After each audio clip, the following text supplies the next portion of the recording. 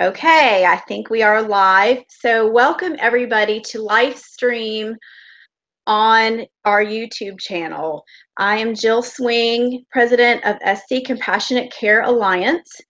We are a grassroots patients' rights advocacy organization made up of patients, parents with chronically ill children, and other advocates who support the use of cannabis for medical treatment. I usually go into a little bit of a lengthy introduction as well as giving everyone updates on upcoming events or events we've had recently, of which there have been a bunch. But because we have a very special guest with us today, joining us today, I want to go straight into our guest speaker, who is Dr. Uma Dhanabalan, and she is I want to get this right, cannabis therapeutic specialist. Her practice or clinic in Natick, Massachusetts is called Uplifting Health and Wellness. And Dr. Uma and I crossed paths. We figured out been about 3 years ago when I was seeking guidance for my own daughter, Mary Louise, who has intractable epilepsy. And we had just legalized access to to CBD oil for patients with epilepsy, but we had no guidance, no information about the treatment protocols. And so we were just reaching out to doctors that had familiarity with this treatment. And I was connected with Dr. Uma, and she has just become a wonderful advisor and educator, as well as a friend. And so, Dr. Uma, thank you so much for being with me today. And I'll let you elaborate a little bit more on your practice, but also your medical background and training. And then tell us a little bit about how you became involved specifically in treating patients with medical cannabis. Jill, I want to first start off by saying thank you so much, and I love you so much and all the hard work that you're doing, and truly had opportunities to work together as well, and work together in South Carolina where I did part of my education. So I'm a family physician. That's where my roots are, and I did that training in Charleston, South Carolina at the Medical University. And prior to that, I did my medical school in New Jersey, in Newark, New Jersey. And I had spent about 18 years there prior to getting into medical school in research. It was actually College of Medicine and Dentistry when I started there. And I did animal research, human research, all sorts of cancer research and infertility. And then after I did my family practice residency, I then was very much involved in prevention, and that's still pretty much where my core and my heart is about preventative health. And completed my residency in family medicine. I ended up here in Massachusetts, where I am now, doing my master's in public health and my second life as a occupational environmental medicine physician. And my journey took me, after being in the corporate world, to the state of Washington, where I got involved with cannabis because of my mother's death. My mother died of an illness known as idiopathic pulmonary fibrosis, fancy term for we don't know what caused your lung disease. My mom had never smoked. She had never worked in an occupation, and all the healthy things. She was never overweight. She exercised, did all the so-called right things.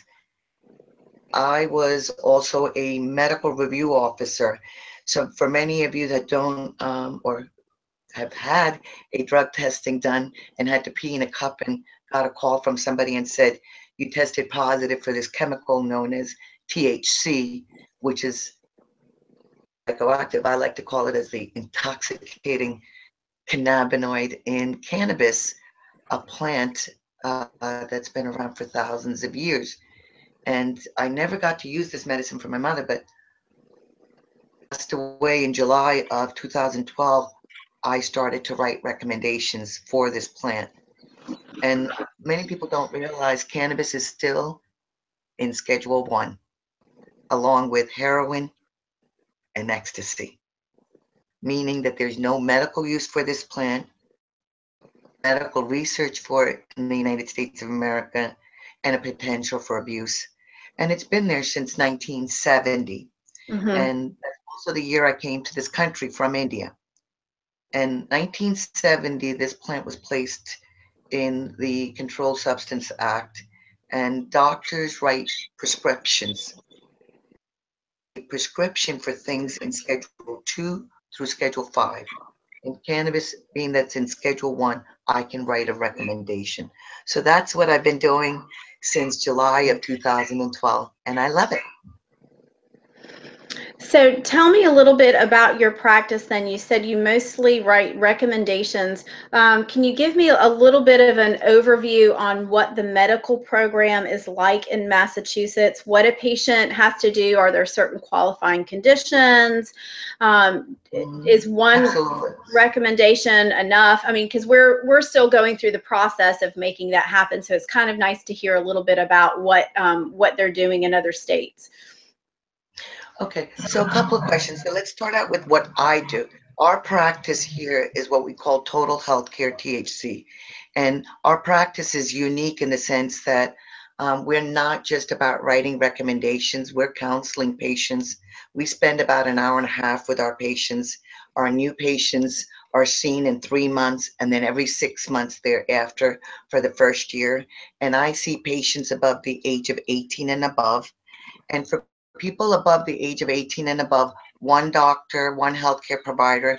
In the state of Massachusetts, it can only be by an MD or a DO. Those are the only two people right now that can write a recommendation for patients. And their certifications can be up to 1 year. We don't do that in my practice.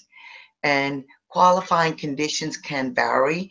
And Massachusetts has been able to let doctors practice medicine and say, is it a chronic condition? So a chronic condition is any condition that's existed over 6 months and where you've tried other medications and things have not worked. And also debilitating, where it affects your daily day-to activities of living. So those are what the basic definitions without going into a lot of detail. But there is a Okay. list of conditions, and so one doctor, one healthcare provider can write the recommendation, and it's good for a maximum of 1 year and a variety of conditions. And what they want is a documentation that you've been treated by a healthcare provider, by some other primary care physician, or seek some other treatment. As far as people under the age of 18, you have to have two doctors involved. You need a pediatrician and another doctor. If in your case, if it's a child that has a neurological condition, another neurologist would have to be seen. So you need two healthcare providers to sign off, making it even more difficult as it is, because there's very few doctors that are doing this to begin with. And then to Mm-hmm. find a pediatrician that's willing to do this, we're limited. But there are more people doing it than compared to where we were a few years ago. And as far as the changes that are happening in Massachusetts, since 2012, we had a medical program, and now since 2016, we've had now a recreational program as well that has been implemented, but we don't have the actual dispensaries that are still open. We do have, I think, approximately 14 plus dispensaries that are open, but you do need a medical card that you have to be registered with the Department of DPH, which involves a process again, which means a patient has to be either computer savvy or to print off the papers and send it in with their $50 check. If they are on Mass Health or on other disabilities, they can waive that $50. But again, Okay. they have made it into a process. And I have real issues with this, Jill, because we are facing an opioid epidemic. And I don't work for any hospitals anymore, universities, insurance companies, Medicare, or Medicaid. I've stepped away from the whole healthcare system, is what other doctors would be doing. And, there are no incentives for doctors to do what I'm doing. I haven't written an opioid, and I'm proud to say this, in over 8 years. And I'm not, Wow. yep. And, there's so many patients that are constantly given just one prescription or another, or just the number of over-the-counter meds that they're accessible to. Mhm. So do you think that the recreational program in Massachusetts will, in a way, help open up access for patients? In other words, will it make it easier for patients to have access through a recreational program versus the You medical know, program? Or do you think that it's important to have the control and the monitoring offered by a medical program? to me, this whole medical and recreational is going back 80 years of segregation. All we're doing is saying who has the money and who's willing to put their name and get a card versus who can't. And then it's still federally illegal.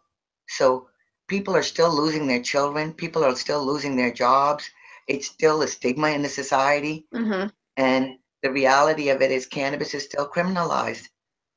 You know, we have alcohol that's legally available that kills people, cannabis that's killed nobody in the world, and it's still a process to become a patient, to have access to it. And even when you have access, you don't really know 100% if it's safe. There's no standards right now. There's some things that are doing, but it's clearly not 100%. It's something better than nothing. Right, Yet, my question is it completely safe, mm-hmm. regardless of medical or recreational? Right. Regardless, So we still need. some regulation within the industry you feel would be beneficial then, because it's pretty much self-regulated at this point. So do you think that that's something that's helpful? Because obviously, any pretty, most consumable products, we at least have some sort of labeling so we know what we're Absolutely. consuming. Absolutely. I mean, this is a food. At the end of the day, it's a food. I want to see a label. You know, this is the analogy I use. If I decide to grow my tomatoes in my backyard and give it to my neighbors, it's one thing, right? But if I decide to put it to the farmer's market and it's going to be out there publicly, everybody should be asking, where was this grown? How was it grown? Did you use pesticides? You know, did you grow it indoor, outdoor? What are the things that went into this? We need to ask common questions. Safety first, do no harm. So I like to see three things Mhm. happen, Jill. I And want the, so go ahead. So you said? I was just going to say, so the dispensaries in Massachusetts, is there requirements for labeling, for example? Do they have that type of regulation? They do, but it's not consistently seen in all dispensaries. There's no standard type of labeling. There's no like expiration date, what the storage of it is, not the consistency. Let's put it Hmm. this way. If we go now and you pick up a food package, it's got a serving, what a serving size is defined as, what it's got in it, where it was produced, what are the components of it, and the nutritional Okay. value, something. That kind of a labeling is not there. Okay. All right. Well, and that's something to keep in mind as we move forward, that when we're working with our legislation, is that we want to make sure that that type of information is provided for patients, because obviously we do want to have, safe, we want access, and we don't want the access to be laborious, but, there are certain things that will benefit the patients, and, consistency of products, or at a minimum, knowing exactly what is in those products, I do think is important, especially as a mom with a nonverbal child who, I need to be conscious of what her dose is, or what her serving is, if we want to use that term. And so, having, at a minimum, milligrams of certain, the primary cannabinoids that are present, so I make sure she's being given the correct amount. Obviously that makes sense. I mean, if you're an adult with normal intelligence and cognitive abilities, you might be able to gauge that a little bit more just based on how it affects you. Although my understanding is that edibles take a little bit more time. But I mean, certainly you can gauge it yourself versus, having somebody take care of that for you. So that's another question. What about delivery methods? Is there any limitation or guidelines within the law in Massachusetts? They have up to 10 ounces that a patient is allowed to get for a 60-day supply is what the rules and regs are. And they can be changed, adjusted based on what the healthcare provider feels the need. And again, we're still in the learning phase, as we call it. What I want to back up to is some of the things that you mentioned. I really like the word serving, versus dose, because I never use the word dose, because dose means that we know what we're taking in. And standards, I want to explain to people how I look at this. If somebody were to go to the store and buy ibuprofen, okay, either they buy it over the counter, right? They can go to any grocery store, CVS, whatever the store may be, and look for 200 milligrams of ibuprofen. And it says if you take 200 milligrams, if you take 3 of that, it's 600 milligrams. If you take 4 of it, it's 800 milligrams. Versus a patient that has to go see a healthcare provider to have a prescription written out for her 600 milligram tablet or an 800 milligram tablet to have it be dispensed through a pharmacist. That's how I look at the difference. Okay, if somebody gets it, that they just go buy it. In this case, we're talking about recreationally, or if they have a medical recommendation for it to get it through a dispensary. To me, that's the analogy. Mm-hmm. But they both have to have the safety. They both have to understand what it means to take it, what you have to do, what are the side effects, regardless. The same way the standards of delivery for patients can vary now. So if it's inhalation, if it's ingestion, if it's something topically or other methods, and it varies from individual to individual. So this is why when we instruct patients in my clinic here, Dr. Uma's 3 rules are, we don't use the word dose. We say titrate. And we always say rule number 1, hydrate before you medicate. Why? Because the side effects are dry mouth, dry throat, can make you feel panicky, can make you feel anxious. All the things that it treats, it can cause. Rule number 2, you always start out low or slow or very low and slow with food. And that's important because people get a little hypoglycemic. And if you've ever had where your blood sugar drops, you get a little jittery, you get a little anxious to begin with. So always eating a little bit of food is important. And rule number 3, journal. This is what the most important thing is. In your case with a child that's nonverbal, you might look for signs. Is she calmer? Is she more sleepier? Is she more engaged? Is she eating more? What is her reactions of what's happening? Those are the things that you can see. Also, if you start to see, like if you're using a medicine once in a while, that you're decreasing to use that need of that medicine. Just basic things or changes is what we're looking for. And this is what we tell my patients also, because everybody's different. What you feel like today is not the same as you're going to feel tomorrow. The way I woke up is not the same way I'll feel at 11 o'clock at night. Our body is changing throughout the day. And that's what this whole endocannabinoid system is about. I call it life, homeostasis, balance. And you mentioned edibles and delivery systems. So let's talk a little bit about that. So different people need different ways of delivery systems to treat their symptoms. Do you have an acute symptom, something that's just immediately that you need reaction for? So you need something that's going to work for you. Inhalation, either be smoking or vaporization, even some inhalers that are out there are all quick methods. They respond within seconds to minutes, short acting, okay? Versus edibles, when you have to ingest it, when it has to be eaten and processed through the body and go through the digestive system and then have its impact, the chemical 9-THC gets changed to 11-hydroxy-THC, which is a much more potent chemical and it lasts much longer. So what that means is that the effect of taking an edible will be maybe 30, 40 minutes later. And again, it can vary, but it will last longer, 3 to 4 hours. So this is where people are combining things. If you need to sleep, either getting to sleep or staying asleep. Some people will use an inhalation method to get them to sleep and combine it with an edible so that they can stay asleep. Okay, so it works together. Topicals are just as it is, but you apply it topically. They don't have any type of an intoxicating impact, but they work as very quick delivery systems or also for chronic pains type of symptoms. We have Mm-hmm. people with eczema, psoriasis, sometimes with psoriatic arthritis or just arthritis, wounds, diabetic ulcers, phantom pain, where they use topical type of applications.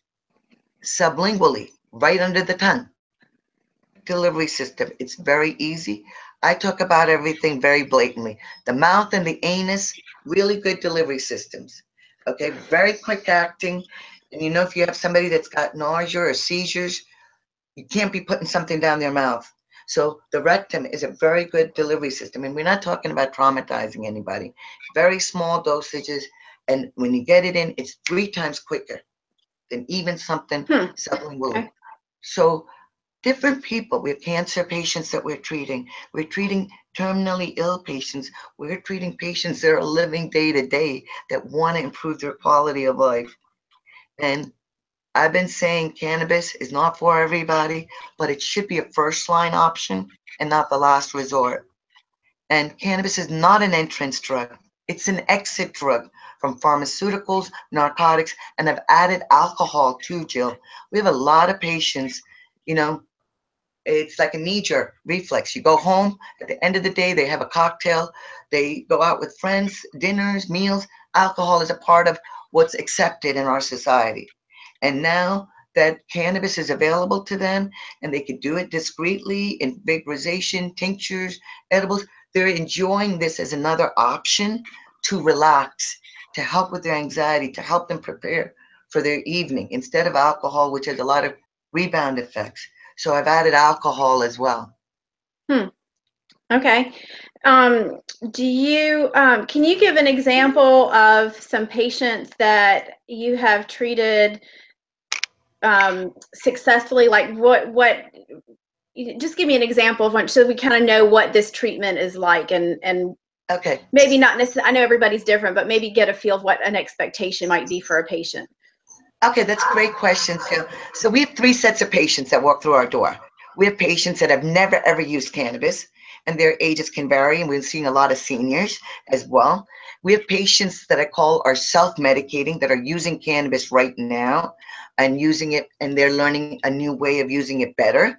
And then the third set of patients are patients like sort of in my age group in their 50s plus that used it maybe in their high school or college years and now coming back to it, either being reintroduced by friends or family. And what we're seeing is patients that have a lot of chronic pain, people that have anxiety, people that have insomnia. And now with this opioid epidemic, patients that are responsibly taking their medications. Many patients are on multiple medications. So Right. I call it the party pack of 5: blood pressure, diabetes, cholesterol, something for reflux, something for anxiety and depression. So these chronic medicines affect either the liver or the kidneys. So we have patients that come in and now add this as an alternative or as an adjunct, and they're able to lower their medications now. They're losing weight. They're having more activity. They have a better quality of life. We have patients that have been on oxycodone for 20, 30 years of their life, have Wow. completely stopped it. We have a gentleman that had been on like 27 years of opioids and has lost over 110 pounds with us. And he is on no prescription medications. He's out Wow. gardening. He's having a better quality of life.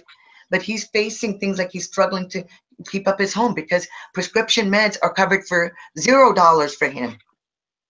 And now that he's trying to buy cannabis and use that as his med, he has to pay for my visits. He has to pay for the cannabis, which is not covered, and still struggling with a stigma. I Mm-hmm. mean, but this is what's happening. We have patients that are now lost weight. My seniors, they're my sassy population. They are out there, 70 plus. My oldest is a 98-year-old guy. and they are. I love what I'm doing, Jill. We have kids that I see, my young um, age in the 20s and plus 30, 40-year-old women that are now having a better quality of life. There's more engaged, and we take a picture of all our patients. So we see this beautiful change in them. And then, we do have the cancer patients that I know the first time I'm going to see them, it might be the last time I'm ever going to see them. And I feel like I'm letting them die with dignity. And that's very important too. That's the other part of why I call it an exit drug too. A lot of success with our MS patients that are able to use cannabis with or without other medications and having a better quality of life. I have a young lady she's a belly dancer and she has MS and she uses cannabis and amazing. I'm proud of my patients. And we use 3 words here: educate, embrace, and empower. So all of my patients know about the endocannabinoid system. They all know nobody has ever died. They know about safety, common sense. They know that this is about harm reduction. We embrace this as an option. We make them legal so that they have that piece of paper. And we empower them because it's about self-care. Cannabis is just one tool, Jill.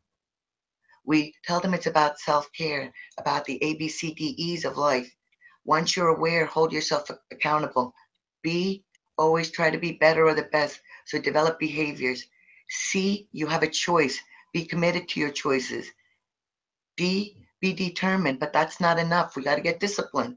E, get educated. And that's how we get empowered. And that's how we clap. And so we teach them about this, that we're all a work in progress. I love acronyms. WHIP. The day I'm done doing that, let me rest in peace. So, and we do monthly support group meetings. We have a patient caregiver support group meeting. And I'm proud to say July and November 17th this year will mark, this is our 3rd year of doing this for patients and caregivers. We open it up to the public. And this year it's on, this month rather, it's on the 17th from 7 to 9 at the VFW here in Natick, Mass. Nice. One more question. You talked about, you mentioned at one point that this isn't necessarily a treatment for everyone, but it should be an option and it should be a first option, a first line of defense. When do you know that it's maybe not the best treatment option for a patient? I mean, have you seen that of most of your, I mean, I'm sure, it sounds like most of your patients have seen success. Is there an occasion where this treatment just maybe doesn't work out? Absolutely, and like I always say that this is not for everybody, but we do have a cannabinoid deficiency. We don't have an Adderall deficiency. We don't have an Advil deficiency, but we do have a cannabinoid deficiency. And some people's cannabinoid systems, this is maybe not the best option. This is about harm reduction, and that's the message I want to make people understand. This is just one little tool in your toolkit. And we are not having this available to our patients. Our doctors and healthcare providers are not talking about this to our patients. So that's all I'm saying to you is that some patients it doesn't work for. They just feel like and it doesn't let them engage in their work. They're fearful of it. They're stigmatized by it also. And it just is not for them. Right. So I know that you've had a difficult time bringing your colleagues around to this type of medicine. What would you say to medical professionals down here in South Carolina, or gosh, I mean, across the country and around the world that are watching now, because this is on YouTube, so it will be available to anyone who wants to access it. To your colleagues who have a fear, who have a stigma, or maybe just feel like they're not educated enough to recommend this to their patients, are the fears legitimate, or what? I mean, what advice could you give to your colleagues? I thank you for letting me speak about that. So I always like to talk about stigma. Stigma is a set of negative or unfair beliefs that a group or society has against something, and that something is cannabis. So I want people to know 3 facts. Number 1, nobody in the world has ever died from an overdose from cannabis. Fact number 2, This was prescribed by doctors and in the United States Pharmacopoeia from 1850 to 1942 for indications such as insanity, opioid addiction, alcoholism.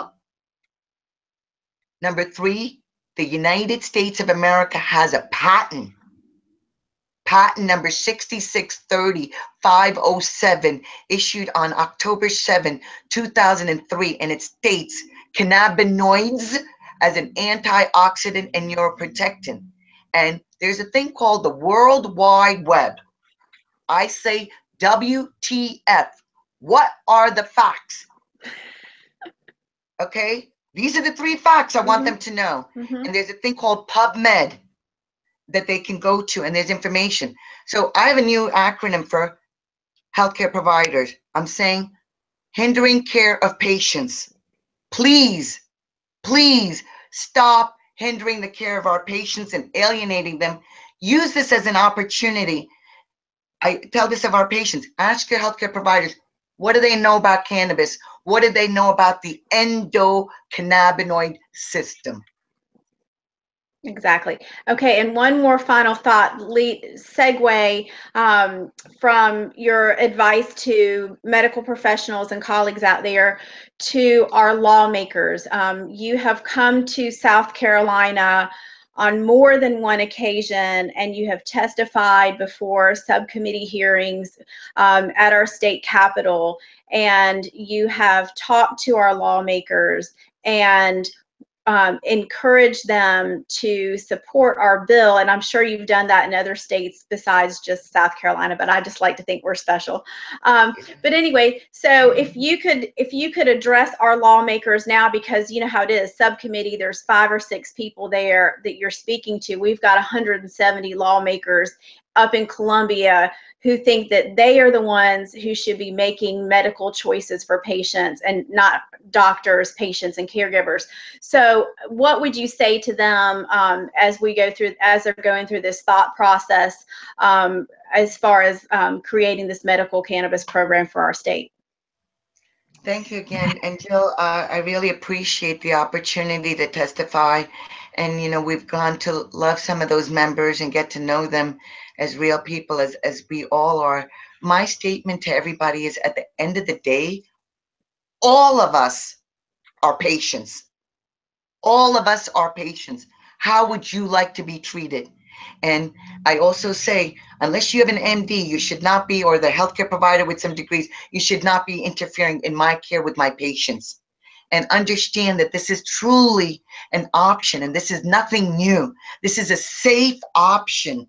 And we are facing an opioid epidemic from patients that are responsibly taking their prescribed medicines that they were given by their healthcare providers and are dying. So please look at the facts. I beg them that this is everybody's lives, and it will impact them in some way or another, by themselves or their others. I always say, open your hearts. You don't need to use this medicine, but you know somebody that will benefit from it.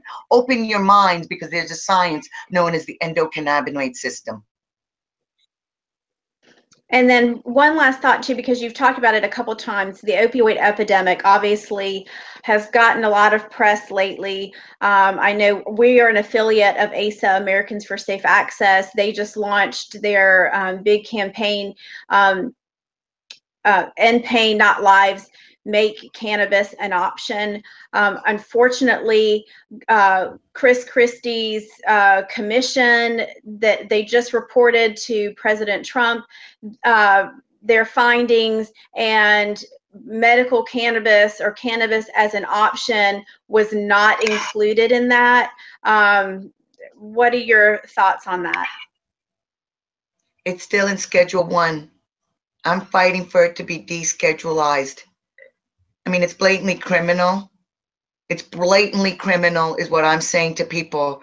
You know, the facts are there. We're in the year 2017. And again, there's this thing called the World Wide Web, folks, and it doesn't matter where you are in the world. We all have an endocannabinoid system, and we are now understanding that a depletion of this system is why we're having so many illnesses.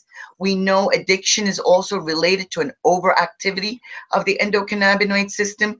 If people could understand that there's a science fact that the endocannabinoid system has been around for 600 million years old, 600 million years old, from a C-square to what we have in humans, and it's still not being taught to all healthcare providers, that's unacceptable. All right. Well, Dr. Uma, thank you so very much for joining us this afternoon. I love your passion, and all the information you share with us is so helpful. I did want to mention, I think I failed at the beginning, Dr. Uma's website, www.totalhealthcarethc.com. So that's written out, totalhealthcarethc.com. You can contact their clinic through their website if you have more questions. But thank you again so much for your support as always. Hopefully we will see you back in South Carolina sometime after the first of the year. And thank you everyone for joining us today on YouTube on LIFEStream. Have a great afternoon. I want to say thank you very much, and thank everybody. Reach 1, teach 10. God bless and be well. Thank you. Educate, embrace, and empower.